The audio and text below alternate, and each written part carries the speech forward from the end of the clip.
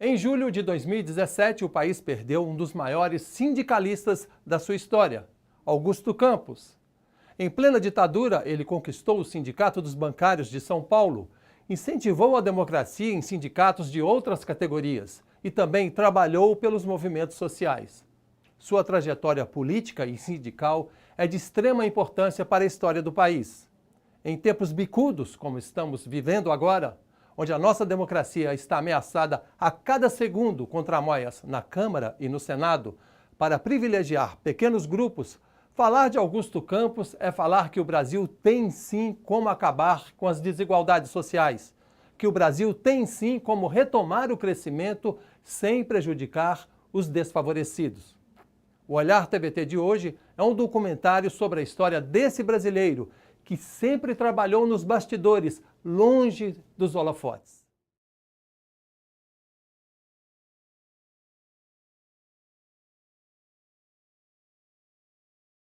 Algumas pessoas são criadoras de mundo, vivem o presente e olham o futuro. Este é o caso do nosso homenageado de hoje, Augusto Campos, que em plena ditadura reconquistou os sindicatos bancários de São Paulo, lutou e incentivou a conquista de outros sindicatos de outras categorias e também a retomada dos movimentos sociais, ajudando desta forma a criar o Brasil que nós temos hoje. O Augusto é um bicho do mato, né? É um outsider, né? Uma pessoa que, embora todo mundo fosse barbudo, eu já era barbudo naquela época, usasse jaqueta de couro, todo mundo usava jaqueta de couro, mas o Augusto sempre foi diferente, né? Gostar do Augusto é uma questão de convivência, não é um gostar à primeira vista. A primeira impressão era de que era um cara assim meio anarquista, um barbudo meio estranho, né? E depois, só com o conhecimento, é que a gente foi, de fato, ter uma percepção melhor do que era essa figura chamada Augusto Campos. Uma pessoa das ideias, uma pessoa que pensava, articulava.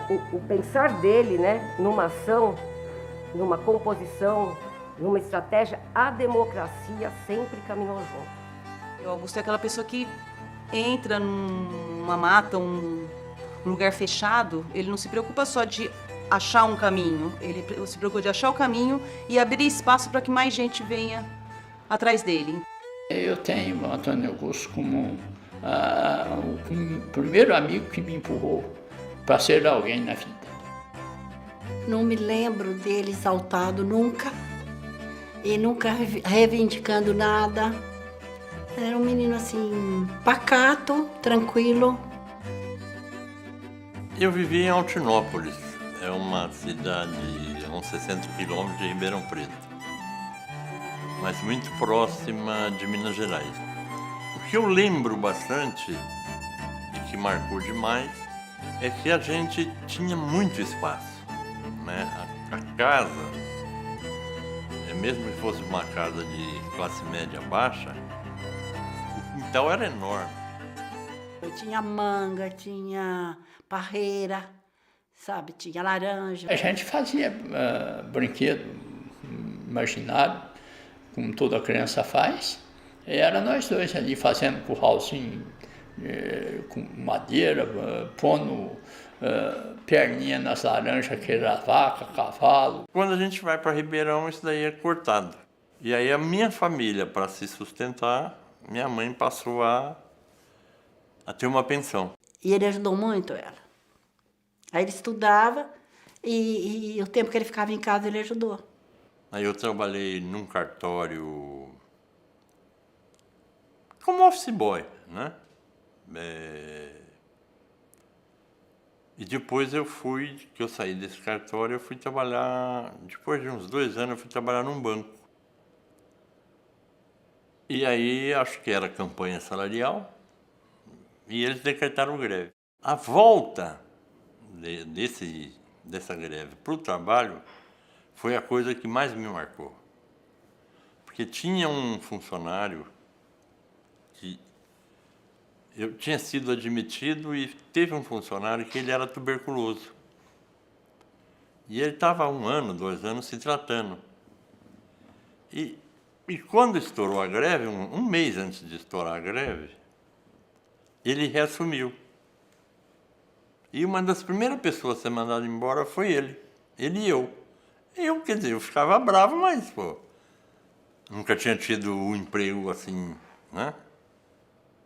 Mas me revoltou demais que ninguém olhava a família dele, ninguém olhava que o cara estava doente, estava saindo dali para a vida, né? Para se socializar, para viver o ambiente. Então ali foi o primeiro choque que eu tive assim, de realidade. Ele é muito generoso. Não faz questão, né? Pelo menos eu nunca vi ele fazer questão de dinheiro, de ter, não ter, sabe? Em 64, eu tinha 22, 23 anos. Aí disseram que tinha um emprego em São Paulo.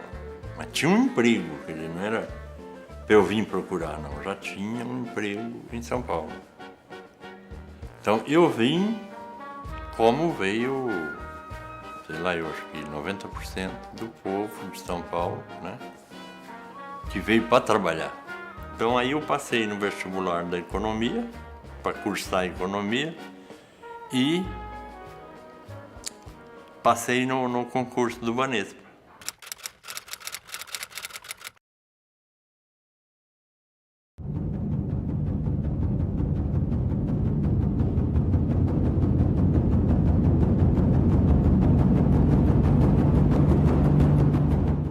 A primeira passeata que eu participei, quer dizer, era para eu não participar de passeata nunca mais, né? Porque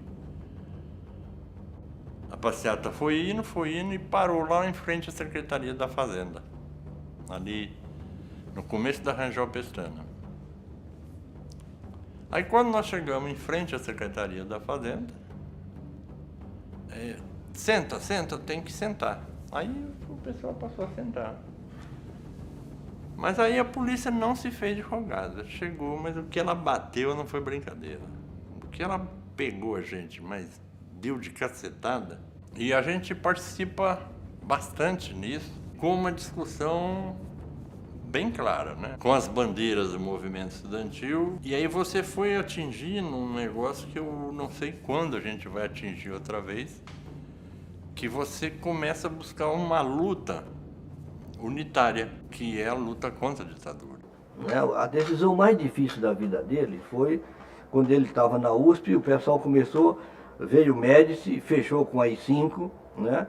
E aí o pessoal do movimento estudantil começou a ir para a guerrilha, e ele fazia economia na USP, e ele falou, eu não vou para a guerrilha, eu vou para a luta de massa. Quando eu entrei no banco, eu fui trabalhar, né, na matriz do banco. E eu trabalhava durante o dia. E quando eu passei na USP, minhas aulas eram na parte da manhã. E aí eu pego a transferência para trabalhar à noite, às 7 horas da noite. E ali estava cheio de estudante. Então nós éramos estudante, militante estudantil. E a gente começou a refletir sobre o banco. Muitos desses estudantes que eram bancários, que pertenciam a esses partidos, migraram para a luta armada. Então ficou fraca. Quer dizer, tanto a diretoria do sindicato quanto a oposição se enfraqueceram bastante. E na diretoria do sindicato começou a germinar os pelegos. E aí que começa uma tentativa, a gente começa a participar de uma tentativa de reorganização que eles chamavam de participação ativa. E eles saíam do Banespa, ele trabalhava na compensação. Eles saíam meia-noite do banco, ele ia para o Semucano, lá em Cotia, fazer reunião no meio do mato, lá com medo da repressão da ditadura. Como se a ditadura quisesse descobrir, não descobriria. Descobriria, era só ter os infiltrados dentro das empresas, né? Aí nós formamos uma chapa da oposição em 72.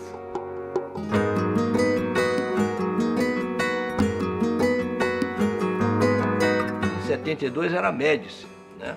Você tem a ideia o que era 72? Era o auge da repressão da ditadura. Era quando se matava em Araguaia, se matava na Lapa, se matava em qualquer lugar de São Paulo e do Brasil. E o Augusto já disputava, mesmo não ganhando, mas era uma marcação de posição. De uma certa forma, ele é esse elo de ligação entre o movimento sindical do passado, o movimento sindical da década de 60, com o movimento sindical que se constitui na década de 70 e que vai dar origem à oposição em 79.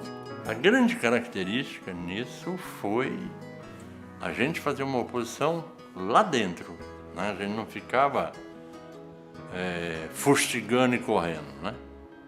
Então, não, a gente ia lá, sentava, fazia reunião. Quando a gente ganhou a eleição, que foi um fenômeno a gente ter ganhado a eleição, eu achava o seguinte: se amanhã eles intervierem, praticamente a nossa geração vai ter que começar do zero, porque não deu tempo de você conversar com o bancário. Ou a gente se mostrar junto com os bancários para os patrões para aprender a respeitar. Por mais que a gente faça discurso, precisa ver o quanto desse discurso ele impregna no bancário. O quanto desse discurso o bancário faz como discurso dele. Quem te apoia? Né? Na hora do pega para capar, onde que está a categoria? Cada vez que a gente ia crescendo, ia criando mais mecanismos de mobilização, não só dos bancários, mas de todos os trabalhadores. Teatro de rua, jornal diário, questão de apoiar as oposições, até pelo fato da categoria bancária ser nacional. Aí unificamos a database, tudo isso o Augusto trabalhava muito, né? Criar encontros nacionais de bancários. Esse olhar para o conjunto requer uma capacidade de planejamento muito grande. O Augusto sempre foi esse estrategista. As ideias que ele plantou no movimento sindical estão perdurando já há muito tempo, vai fazer 40 anos.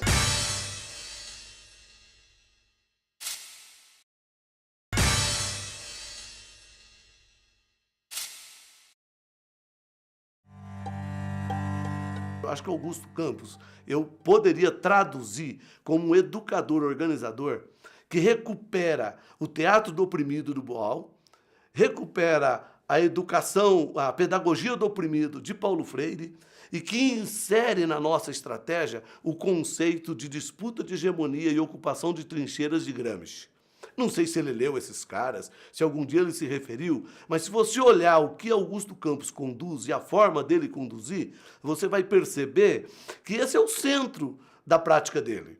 E usando uma coisa que é uma característica particular,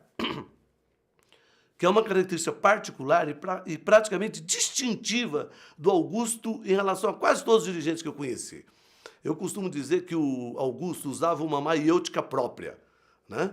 Ele, não sei se ele leu Sócrates, mas aquela forma particular de Sócrates dialogar com seus discípulos era a forma como Augusto dialogava com a gente. Eu não me lembro, nas diversas conversas que eu tive com Augusto, de sair de lá com uma ordem de fazer alguma coisa. Você ia conversar com Augusto com um problema na mão e saía de lá com a seguinte conclusão: eu não sabia que eu sabia.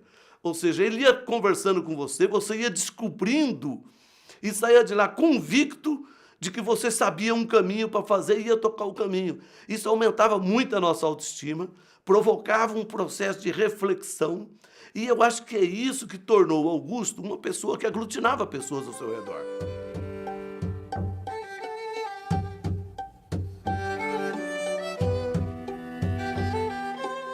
Ele ouve, por mais absurdo que seja o que a pessoa esteja falando, ele deixa a pessoa ir até o fim, depois ele vai desmontando nozinho por nozinho, pedrinha por pedrinha. Então, essa capacidade de ouvir e, com isso, ao mesmo tempo, ele está elaborando, que eu acho assim, uma característica muito, muito marcante dele. E Augusto me chama nessas conversinhas que ele fazia ali, em particular, numa sala, porque eu tinha sido demitido do banco, para me perguntar se eu não conhecia alguém no Banerje para pôr na chapa, porque o Banerje era um banco muito importante. Eu pensei comigo, Banerje, banco importante, sei lá quantos eleitores tinha, assim, uma merreca, né? Diante daquele colégio eleitoral imenso, era um banquinho muito pequeno, não entendi nada desse cara. Eu falei, puta, esse cara é louco mesmo, né? Não é à toa que eu não entendo qual que é, né? essa coisa do Augusto. E aí Augusto, pacientemente, né, comigo, porque não era fácil, né? Minha rebeldia, Augusto com toda aquela paciência, me explicando a história dos bancários, a questão nacional, né, que o nosso patrão era nacional. E que não adiantava a gente ganhar apenas o Sindicato dos Bancários de São Paulo, que a gente tinha que ter uma estratégia para ganhar outros sindicatos do Brasil, do país. E que o Rio de Janeiro era outra base importante. Ó, da onde ele estava chegando. Alguém do Banerj, na chapa de São Paulo, para depois ajudar a gente a montar a oposição no Rio de Janeiro. Olha, o que mais simboliza o Augusto, o desprendimento dele e a concepção dele de luta de classe, de luta de massa, acho que foi em 79. Uma vez nós fomos presos, né? No DOPS e tudo, ou foi na Polícia Federal. Eu fui na Polícia Federal, né? Ali na rua Piauí, né? Ou é rua Sergipe, é aqui em Higienópolis. Acho que é Piauí. E chega lá, o delegado ficava perguntando para ele, Augusto, mostrava o boletim de banco, esculhambando com a ditadura, com os banqueiros. Quem fez esse jornal? Eu falei, o pessoal do grupo de banco. Né? E você deixa escrever essa besteira? Eu falei, como eu deixo? Lá é imprensa livre, eles escrevem o que eles quiserem. Aí ele pegava outro boletim de outro banco, cada banco tinha o seu boletim. Né? E você não é o presidente, você não responde por isso. Eu respondo nada, quem responde são eles que fazem. Como é que eles vão aprender a escrever se eles não fizeram o jornal? E o delegado dizia assim, seu sindicato é uma zona, ninguém manda, é uma esculhambação. Ele falou, mas a sociedade é assim, a vida é assim. Né? Se você não deixar as pessoas fazerem, ninguém aprende a fazer. Né? E o delegado ficou irritado, falou, não, então pode ir embora, eu não vou ficar perdendo tempo com você não. Ele liberou ele para ele ir para o sindicato. E ele chegou no sindicato contando isso, morrendo de dar risada. Ele achava que eu fosse censurar o jornal. Por onde ele passou, ele deixou um legado de novos dirigentes, de novos militantes, qualquer que foi. E às vezes dá a impressão, quando fala Augusto, presidente do sindicato, Augusto, dá a impressão que ele foi presidente por muito tempo. E não, foi o primeiro mandato, quando eles derrubaram os pelegos, depois de 9 anos na oposição. Eles fizeram o primeiro mandato, revolucionando ali a maneira de militar, a maneira de fazer sindicalismo. Ele disputa novamente o segundo mandato e logo em seguida já é cassado. Ele não retorna mais para o sindicato, nem como presidente, nem como diretor, nem como nada. Dali ele já, quando sai a intervenção, no mesmo momento sai essa coisa da eleição da DIREP. Ele vai para a DIREP e o Gushkin vai para o sindicato. DIREP ele fez 2 mandatos, cada um de 2 anos, 4 anos. Dali também ele sai e não volta mais a se candidatar, nem depois de outro período. Dali ele já vai para a criação da FETEC, que também a gente participou bastante da criação da FETEC, vai para a CUT estadual, depois vai para vereador, enfim, e ele não fica ali, entendeu? E para cada lugar desse que ele saiu, ficou muita gente como dirigente, como militante, ocupando esse espaço. O CUT não era central única, era central unitária. A gente estava trabalhando para ficar como central unitária. Por quê? Porque não adianta você botar central única. Senão, quem que vai falar que é único? Tem que ser a Justiça ou o Ministério do Trabalho. Então, a gente estava atrelando uma coisa que não era atrelada desnecessariamente. E criar um partido político.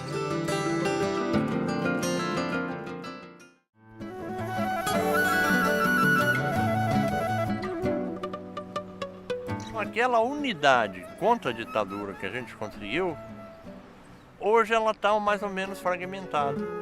Isso reflete no comportamento das pessoas, né? E a gente agora, principalmente aquele pessoal que lutou, que viveu aquele tempo, tem uma obrigação de continuar levando essa luta política para frente, né? Quer dizer, não é porque você venceu aquela etapa que já estão todos os problemas solucionados. Não, os problemas ainda continuam e hoje afetam por demais a classe trabalhadora, na ausência de solidariedade, na ausência de humanismo, né, na ausência de saber que é uma equipe.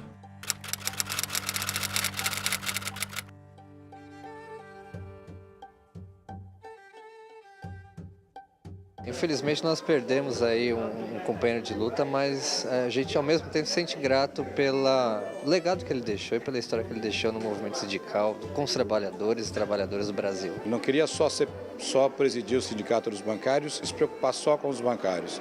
Augusto já dizia que nós tínhamos que organizar a classe trabalhadora, criar uma central sindical, fortalecer um partido político para disputar a hegemonia do Brasil e representar os trabalhadores.